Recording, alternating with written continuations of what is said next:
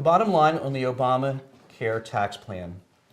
The new tax-related provisions in the Affordable Care Act, also known as ObamaCare, include tax hikes, limits to deductions, tax credits, tax breaks, and other changes. While a few of the changes directly affect the average American, tax increases primarily affect high earners, which is those earning over $200,000 as an individual or $250,000 as a family, large businesses, those earning over $250,000, and those with 50 or more full-time employee equivalents, and the healthcare industry. However, tax credits primarily affect low to middle income Americans and small businesses, those with less than 25 full-time equivalents making less than $25,000 in average annual wages. Here are some quick facts to help you understand how Obamacare affects taxes. 1. For the majority of 85% of Americans with health insurance, the percentage of income paid in taxes won't change much, if at all. However, some of the changes may directly or indirectly affect special groups. The majority of the 15% of Americans without health insurance will primarily be affected by the individual mandate, the requirement to buy health insurance, the employer mandate, which is the requirement for large employers to insure full-time employees, and tax credits, which reduce premium costs for individuals, families, and small businesses. In other words, the requirement to get covered, the expansion of employer-based coverage, the fee for not having coverage, and cost assistance are the main tax-related provisions that affect the average American. If you got a tax credit through the marketplace, you'll need to adjust and report your tax credit on your federal income tax return. Please see our tax filing page for details on adjusting taxes for Form 8962, Premium Tax Credit, which is the PTC. 4. Many Americans will be affected by changes to new limits on medical tax deduction thresholds for medical savings accounts, MSAs, FSAs, and HSAs. 5. Small businesses with less than 50 full-time equivalents will not be required to provide health insurance. Those with less than 25 full-time equivalents, making less than $25,000 in average annual wages, may be eligible for credits to reduce premium costs if they choose other employees' coverage. Even if you won't see higher taxes under the Affordable Care Act, it doesn't mean there aren't costs associated with the law. You'll still need to buy health insurance unless you qualify for Medicaid or an exemption, and that will cost you money. As a rule of thumb, in regards to both health insurance costs and taxes under the Affordable Care Act, those who make less pay less, and those who make more pay more. The Congressional Budget Office has shown that paired with cuts to spending, the revenue generated from the new taxes will help to pay for the Affordable Care Act's many provisions, fund tax credits, and lower the deficit by 2023. Learn more. Obamacare taxes that probably will not directly affect the average American. The 2.3 tax on medical device manufacturers, which began in 2014. The 10% tax on indoor tanning services, which began in 2014. The Blue Cross Blue Shield tax hike, the excise tax on charitable hospitals that fail to comply with the requirements of Obamacare, and tax on brand name drugs, the tax on health insurers, and the $50,000 annual executive compensation limit for health insurance executives. Elimination of tax deduction for employer-provided retirement drug coverage in coordination with Medicare Part D. Employer mandate on businesses with over 50 full-time equivalent employees to provide healthcare coverage to full-time employees, $2,000 per employee, $3,000 if employee uses tax credits to buy insurance on the exchange, that is the marketplace. Starting 2015 for employers with 100 or more full-time equivalents, in 2016 for 50 or more.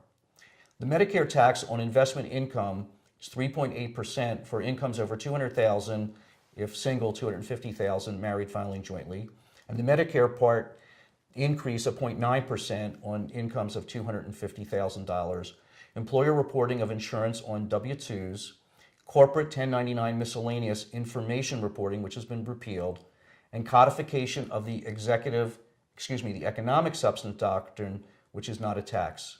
So you probably won't be affected by these if you are the average American. However, you should always consult with your accountant to make sure. If you have any questions, you are welcome to contact us. Obamacare taxes that may directly affect the average American. There are 10 Obamacare taxes that may directly affect the average American. The 40% excise, so-called Cadillac tax, on high-end premium health insurance plans starting in 2018, an annual $63 fee levied by Obamacare on all plans, which is decreased each year until 2017 when pre-existing conditions are eliminated to help pay for insurance companies covering the cost of high-risk pools. The medicine cabinet tax, which is over-the-counter medicines no longer qualified as medical expenses for flexible spending accounts, FSAs, health reimbursement arrangements, HRAs, health savings accounts, SHAs, and Archer Medical Savings Account, the MSAs. Additional tax on HSA, MSA distributions. Health savings account or an Archer Medical Savings Account penalties for spending money on non-qualified medical expenses is 10 to 20% in the case of an HSA and from 15 to 20% in the case of an MSA. Flexible spending account cap began in 2013. The contributions to FSAs are reduced to $2,500 from $5,000. The medical deduction threshold tax increase began in 2013. The threshold to deduct medical expenses as an itemized deduction increased from 7.5% to 10%. Individual mandate, which is the tax for not purchasing insurance if you can afford it. Starting in 2014, anyone not buying qualifying health insurance must pay an income tax surcharge at a rate of 1% or $95 in 2014 to 2.5% in 2016 on profitable income above the tax threshold. The total penalty amount cannot exceed the national average of the annual premiums of a bronze level health insurance plan on Obamacare exchanges. The premium tax credits for small businesses began in 2014, that is not a tax, and the advanced premium credits for individuals and families began in 2014, not a tax. And the medical loss ratio, MLR, premium rebates, again, not a tax. Please note that the tax amounts above are subject to increases over time.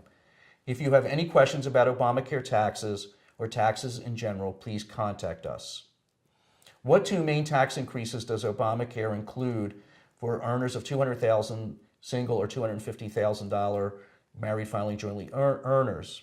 Obamacare includes two main tax increases for people in high tax brackets. First is the Obamacare Medicare Part A payroll tax.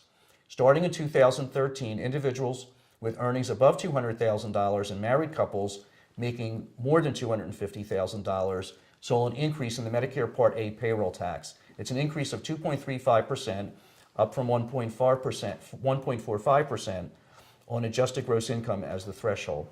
Second is the Obamacare unearned income tax. This group will also pay a 3.8% unearned income capital gains tax on interest, dividends, annuities, royalties, rents, and gains on the sale of investments over the threshold. Taxable income under the $200,000 amount for individuals and $250,000 threshold for families is subject to the same benefits and tax cuts as those who earn under the threshold. If you have any questions about Obamacare taxes or taxes in general, please contact us. Frequently asked questions: are there changes in the Obamacare home sales tax, Obamacare real estate tax increase? Obamacare increases taxes on unearned income by 3.8%, and this can add additional taxes to the sale of some homes. However, many limitations apply, so this will not affect most sellers. The 3.8% capital gains tax typically doesn't apply to your primary residence. It usually doesn't apply to homes you have owned for over 5 years or on profits of less than $250,000 for individuals and $500,000 for couples due to a capital gains exclusion rule for sales of a primary residence. In short, the Obamacare home sales tax isn't something that most of us will pay. It is a tax aimed towards those selling non-primary residence in short-term periods for profit and has no impact on the average American buying and selling their primary residence. What are the Obamacare medical expense deductions? Obamacare increases the medical expense deduction threshold. Unreimbursed medical expense deduction will now be available only for those medical expenses in excess of 10% of AGI, adjusted gross income, which has been raised from 7.5%. During the period between 2013 and 2016, there's a temporary exemption for individuals aged 65 and older and their spouses.